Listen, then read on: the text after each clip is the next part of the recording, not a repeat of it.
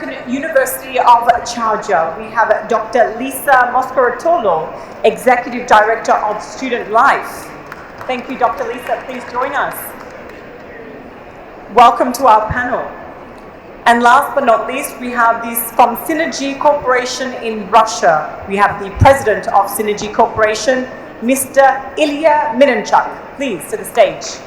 Ilya? Thank you for being with us today.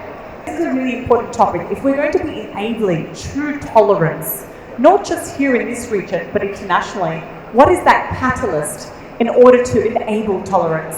And so this is a really important topic. My first question to you today, to maybe Dr. Lisa first, what initiatives do universities implement to promote tolerance and inclusivity amongst their students, body and staff members? Can we mention that? And I believe you have a microphone.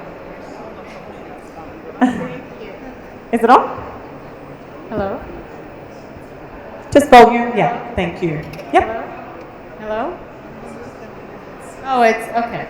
Wonderful. Thank you again for having me. So in my role, I'll particularly talk about what we do in student affairs and student services. So one of the most important roles that we have is supporting our students' success, and that has to happen with an environment of respect. So that starts making sure that everyone feels comfortable at the university. And that does start with policies and making sure that our students understand from each other what we expect. And of course, tolerance and understanding others and respecting others is of utmost importance. We also practice this at AUS, American University of Charlotte, which I'm very proud to be part of. The practices really start with our students and our staff and the student affairs staff and what we promote. And we do that in many ways. One is, of course, through our clubs and organizations. And we have, just to give you a little background, we have about 90 different nationalities at our university. And our clubs represent many of those nationalities. And we have over 30. And we celebrate diversity in that many ways. And for example, we also do it through events, global days. We do it through education. Our Emirati Culture Club, our president is here with us, Yusef. And I say that because this is also an example for education for Yusef to be part of this. UAE offers many opportunities, and we take part in all those opportunities we can. Also, one last way I did want to mention, because I want to make sure we have time for others too, is because I could go on about the great work, obviously, that we do, but it also is about service to others. We have a very active community service and outreach program at the university, and our student gives back to many of our 30 different partners in Sharjah that we serve and work with. And it's important because that gets to the equity and understanding that there are less privilege, and it's important that students are aware of that. So that's some examples that I'll leave. Great examples, absolutely great examples. Now, to the New York University, Fatia, you represent, of course, the university. What are the sort of the initiatives that you guys implement to really encourage diversity and tolerance within the students? Thank you so much. Can you hear me? Yep. I think for us, and one of the reasons why education is critical to this conversation is that outside of the home and outside of religious institutions and other entities, education has the largest impact in terms of students and student development. And so one of the things that we do at NYU Abu Dhabi, from the moment students step foot in the door, as well as the moments our staff step foot in the door, our faculty and our researchers, is to make sure that they're getting the diversity education, because our students, similar to your university, come from 126 different countries. For many of them, this is the first time they're engaging in this level of diversity. And so it's critical for us to make sure that they have the support. So one of the key critical ways in which we do this is through our Intercultural Developmental Inventory Program, also known as the IDI. It's an assessment that all of our students, faculty, and staff take when they're coming in to see the ways in which they engage with difference, what has been their exposure to diversity, what are the ways in which they interact with conflict. And through this program, we do different group sessions, and then we have individual sessions with them.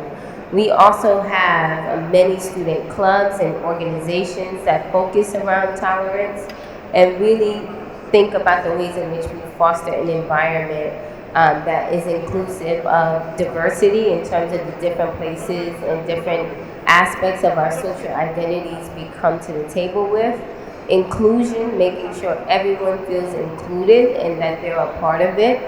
Access, making sure that everyone has access to the different programs and to the institution, and really thinking about belonging so that everyone feels that they belong and that they can see themselves reflected in the institution and that our institution is reflective of that. So I'll stop there because I want to hear from my other panelists. Thank you, Fatia.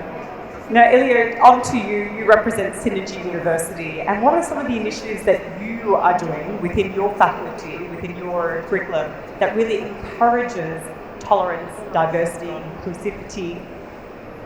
Good afternoon. Thank you so much for this invitation. Assalamu alaikum and добрый вечер. I have to say it in Russian because I represent the biggest private Russian university with over 200,000 students.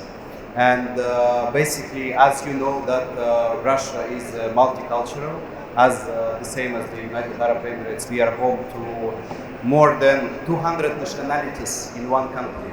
So this is bring us to the same topic as what the minister himself was discussing here. The home to 200 plus nationalities. It's a tough question because everybody is coming with different religion, experience, homeland, culture, language, and to keep this in the stable condition, it's tough. It's a tough question where we need to apply and work on. So, as the university, like basically in Russia, we have 193 nationalities living in the country and using 277 languages, which is tricky now because it's making it very hard. If we all speak English, for example, we can speak about tolerance and we can create clubs. But if some people don't even speak Russian, that's challenging. So as for the university, we have 20,000 foreign students studying in Synergy University in Russia. And they're almost from 92 countries all over the world. So for us, when we were invited by Mrs. Zahra to this event and our university and the visit basically the minister, what we have, that was for us number one topic, because we were asking ourselves how we can make it stronger, how we can make sure that the university is growing with 20,000 international students and keeping it valuable for everybody and making sure that everybody feels home, same place. Because, for example, to keep international students abroad in UAE, it's one thing. But when everybody is flying to the country and we have a lot of expats, it's also a different thing. So what we do is we set up international games in the university, which last time over 3,000 students attended. We have many different sports we play, and basically we have teams from the countries. This is, it was very interesting to see. We had over, I believe, 12 teams representing different countries, and we have a swimming, football, basketball, and many different activities in the winter especially.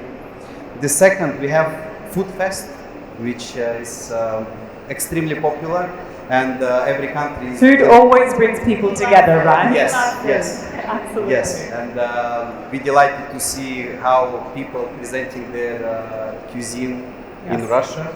And the third, we have a Unity Day, which last time was attended by 6,500 students from all over the world, and it was in the heart of Russia in Moscow. So these three things we do, but we had a very fruitful conversation with Mrs. Zahra last time, like literally 1 hour ago, and we are really committed to the tolerance and coexistence ministry initiatives.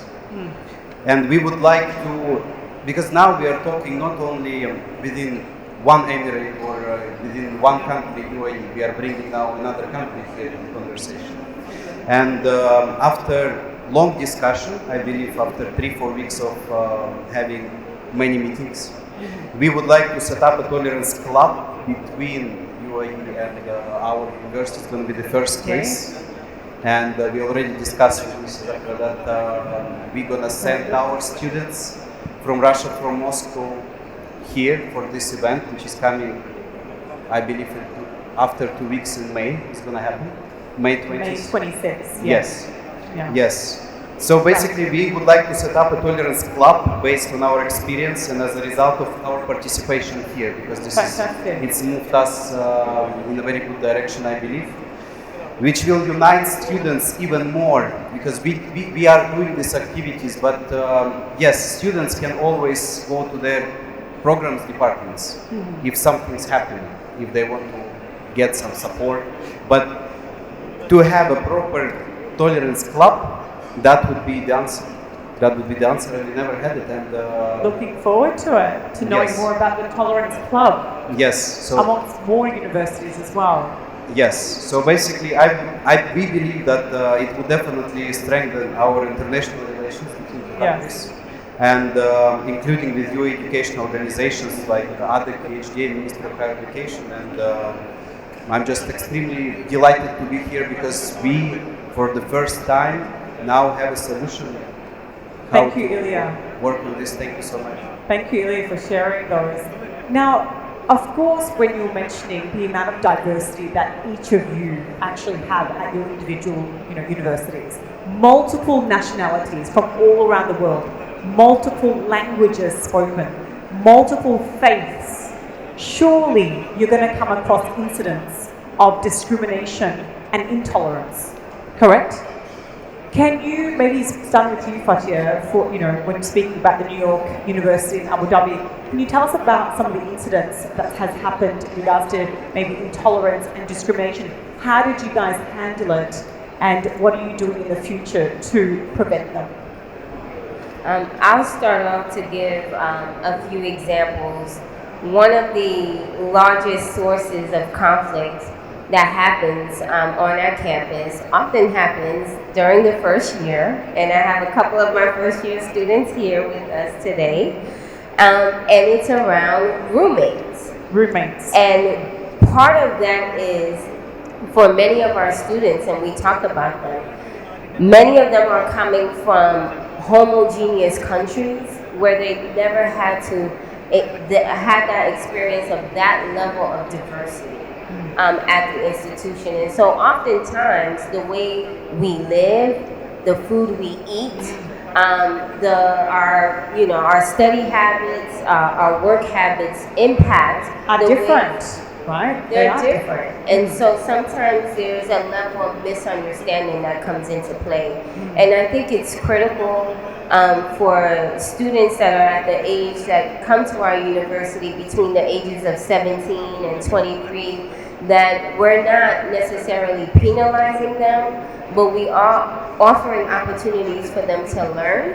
Because if we take a framework that if you have a faux pas and you make a misstep, that we're just automatically going to be penalized in that way. Obviously, there are certain instances that warrant that, but we want to give students the opportunity to make mistakes so that they can learn and grow. So one of the things that we've done with our student conduct is we've expanded it to be conflict transformation. Conflict transformation. Okay. Yes, and I'll explain a little bit. So the idea of it is that, allowing students to think critically about the different conflicts that they're having, to come to the table, to talk, and we have trained mediators to kind of help them resolve. One other way we could do it is, of course, punishing them and penalizing them, but we find that that leads to resistance. And as we heard from the speakers before, we want to grow a more tolerant society. We want to make sure that, as we know that migration patterns have changed, we have more people living and working outside of the countries that they were born in than ever before. And so it's really important to empower students with the tools to think critically, to become creative and innovative, and we do this through making sure that we have diversity, equity, and inclusion at the center of everything we do, including conflict issues. So I'll stop there to give my Dr. Lisa, I'd love to hear from you at the American University of Sharjah. I'm sure you've come across incidents. Our incidents, I will say, are probably miscommunication, similar to what Fatia is saying. So one of the things I think is important, we too have mediation. We do mediation training, so peers, our office is student conduct and conflict resolution as well. And so we use peer mediators to help. And sometimes the students just work with each other, work with the peer mediator. If there is a large situation, which to be honest, I don't think we had one, it's mainly been just putting two people together to talk through an issue or a misunderstanding that happened, then we will deal with it, like I said, because we don't tolerate, we want to have a respectful environment. But I also think one of the things you mentioned too, Fatia, is training. Not so much just training, but what we do a lot of with our student organizations, they work together on projects. We have a carnival day, but the organizations work with each other on planning their booth. And student council puts the students together, which I think helps, because then if there are any conflicts, they kind of learn how to work through it, even through that building that pavilion. You wouldn't believe it. And then they tell us what they built, and why they built that pavilion, and the goals of that pavilion, and they work together on that. And I think these practices help with everything. His Excellency was talking about on tolerance is coexistence, working together. Yes. And so I think that's important. That's the only thing I can add, but I agree with what Fatia is saying. Ilya, what about yourself? At Sydney Yes. University, I'm sure you've come across incidents. How have you been able to handle those incidents of intolerance and discrimination? I would say the first thing what we always do is when the students arriving to Russia, the first what we do is we need to explain what Russia really is, because one thing it's movies and the information, what you can read from the internet, but then it's reality. And when students arriving in Moscow, we of course take them by buses, and we take them to the university itself to make sure that we are the first one who they see. And after that, we have around a month educational course about the country and the history and our history, the main history in this topic. So we explain to them what people are, why they are like this, and what happened in last hundred of years, why we have the mentality as we have right now. This is crucial. When the person coming to live 4 years, because the bachelors we have, it's 4 years, it's usually bachelor students, and they coming for 4 years minimum, some of them staying after. They need to understand who they're dealing with, where they live. That's number one thing what we do, because we have a complex history, and we take them through this course, and I would say that's how we prevent a lot of problems. Because when students with different nationalities and religions truly understand what even the Moscow itself, what is this, how it's not St. Petersburg, what kind of people live there, what's the difference, this is how they adjust very quickly.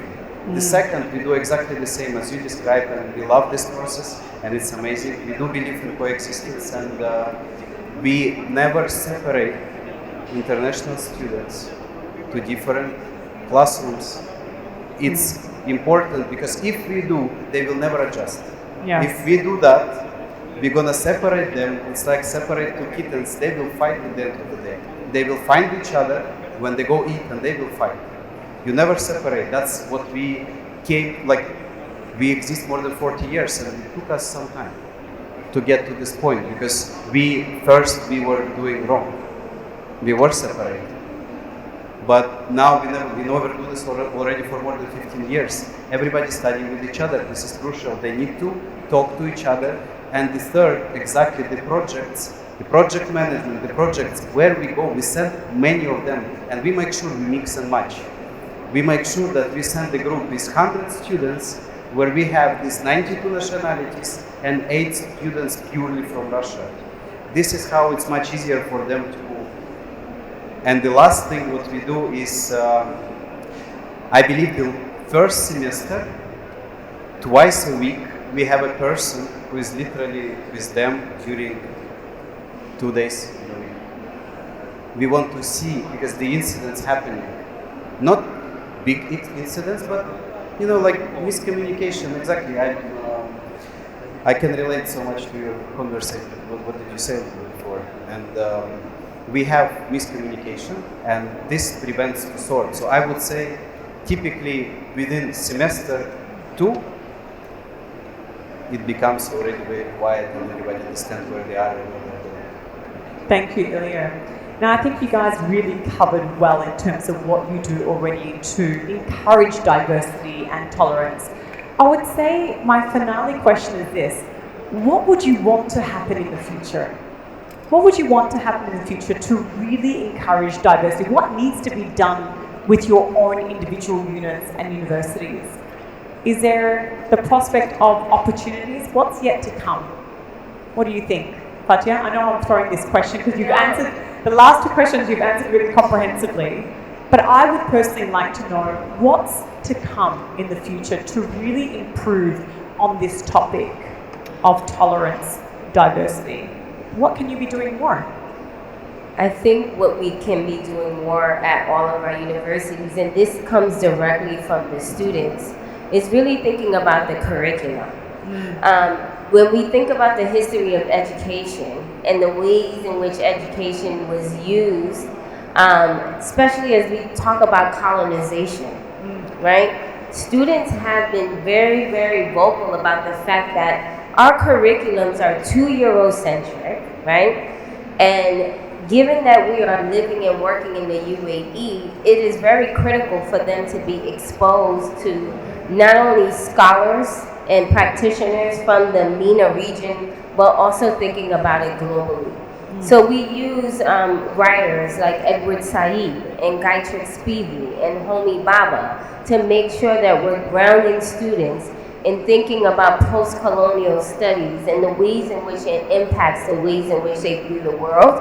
And this is really critical as we think about a global liberal arts curriculum and making sure it's not concentrated in just one area of the world to kind of reinforce those inequities. And the tolerance framework that comes from the UAE Constitution that really dictates the ways in which we do the work here is really, really helpful and impactful in thinking about that. And then the second way, in terms of the future, is around access. So right now, the UAE is very, very generous and really thinking about the tolerance framework in which students we bring here. And right now, we've been really focusing on bringing more students from Sub-Saharan Africa, from Latin America, from the Caribbean, from Central Asia, to make sure that those students and those emerging parts of the world, if we look at economies, we know that Africa is one of the key areas that's going to be, that's primed for growth in the next 25, 50 years. So it's important and critical that we're bringing more scholars from those different parts of the world in order to increase the diversity. And so that's my vision for the future. Great answer. And that's my vision for the work. All right, awesome. Down off to Dr. Lisa now, representing the American University of Sharjah. What are your thoughts in regards to what still yet needs to be done? Right, and when I think about what needs to be done, it's really, Yusef's here, but the Emirati Cultural Club for us is very key because as his Excellence said, that students need, and you said too, students need to understand where they're studying for 4 years and understand the values of the United Arab Emirates and the values of tolerance. And our Emirati Culture Club does that. And we look at them a lot for many different partnerships and many different ways that we do that, and we hold the values of UAE. For example, they work with our international exchange students and we had 30. And there's beautiful stories Youssef and I shared on the way here about how they're so integrated into the UAE culture. Even in our global day, they danced. They learned the Emirati culture dance. They prayed with the students. There's so many with our Emirati Cultural Club, and there's so many beautiful things that I want to continue that, working with them, and even Zahar, when we're talking about the tolerance, is really use the Emirati Culture Club and all the tolerance. So that's why I'm thrilled to be here and participate in another activity that Zahar has. And secondly, I echo, Fatia, with what you say. I'm involved with an International Association of Student Affairs, and we're going to have a partnership with Kenya. And Youssef doesn't even know this, but we're hoping to have the Emirati Culture Club. They offer a global day, and see if we can do an exchange. Yeah. And so I think that's an important piece of how do we build in the understandings of what's happening in Kenya so they can understand in the South and what the work that needs to be done. Absolutely. And understand that they can be part of it. And Beyond learning from a Yeah. textbook or video. well, and you know, that's not why I do what I do. I love student affairs because we're very practical, and I've been working in this for 30 years, and I love student affairs and working with our students. So I think those are the ways we have to do it. But I think it starts with our home and the values of the Emirati Cultural Club, and so we're looking forward to continuing that. We also now have a position on the student council, our student government, that also represents the Emirati Culture Club. Since 26% of our students are local students, we wanted to make sure that they had an ambassador. So that group will work with us too on tolerance. So I'm real excited about the near future. And I jump like 2 years, I'm not jumping 5. But anyway, Great. thank you. Thank you, Dr. Lisa. And Ilya, I think you mentioned already you're working on the Tolerance Club, and that's what you see in terms of future-wise. Is there anything else that you see that needs to be done to really encourage, tolerance? I would say, as usual, everything starts from the head.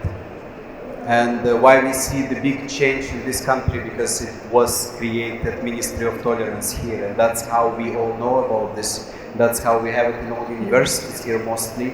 That's how we have this event coming on 26th of May, because the government decided to make it real and make it possible. Yes. I don't think, and I extremely doubt that universities will do it by themselves, because now we have mostly in all universities we have it. The strongest thing in the tolerance is the governmental support. And of course, we can do as the universities ourselves and try to educate the students, but if it's coming from the government, if it's coming from the head, from governmental level, this is how people will listen. Because we are very busy in general. We have other tasks to do. But now, if I'm just saying the real case scenario, what's happening in the world, while literally it's not really everywhere. People think about this, they know that it's real, it exists, right? But nobody's doing anything. Absolutely. They're not doing anything because it's not on the deadline.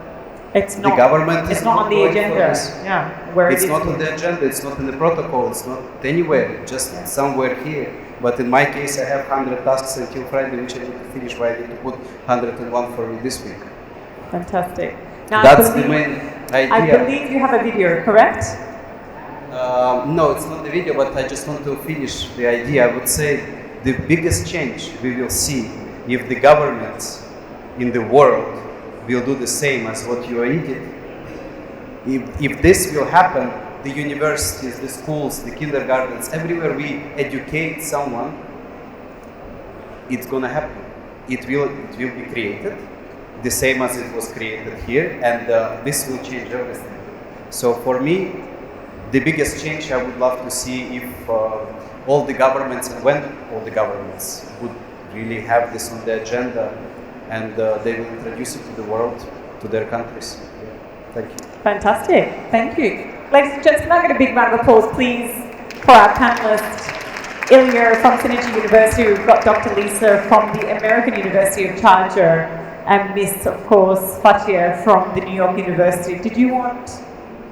A picture with our team? Absolutely. I'll just close it off for now. Ladies and gents, this concludes today's ceremony. It's been an absolute pleasure hosting you today. It's been a fantastic discussion. You've heard from a number of ministers. You heard from His Excellency, Sheikh Nahyan Mubarak al-Nahyan, talking about tolerance and exclusivity and making sure that we all work together in order to provide opportunities and prosperity for one another. You saw 6 MOUs signed today with 6 different nations, encouraging prosperity and opportunities and investments with one another. We hope you guys enjoyed today's ceremony. We certainly have enjoyed hosting you all. I'm Shireen Matroli, and bye for now. We look forward to the next meeting next year. Thank you very much.